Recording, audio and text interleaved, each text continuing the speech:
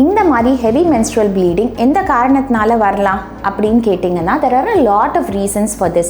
Number one, hormonal dysfunction. Thyroid ப்ராப்ளம்னாலேயோ இல்லாட்டி உங்களுக்கு PCOS மாதிரி ப்ராப்ளம்ஸில் உங்களுக்கு கருமுட்டை மாதம் வளர்ந்து ரிலீஸ் ஆகிறதில்ல. So you have anovulatory irregular erratic bleeding.